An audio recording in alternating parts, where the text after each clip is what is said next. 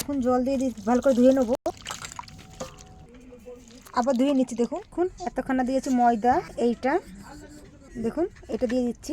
পেঁয়াজ কুচানো দুটো, রসুন কুচানো, আদা কুচানো, কাঁচা লঙ্কা কুচানো 4-5টা, কাশ্মীরি লঙ্কা, লবণ, গরম মশলা, বিট লবণ 1 চামচ, গোলমরিচ ঢেলে দিচ্ছি, কুটে নেবো ভালো করে।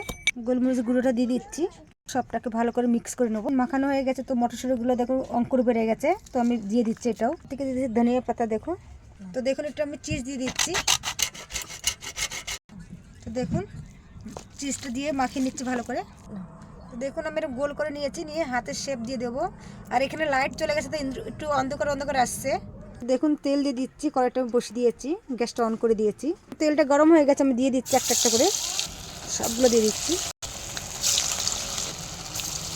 দেখুন এক পাশ হয়ে গেছে, আর এক পাশ উল্টে দিচ্ছি।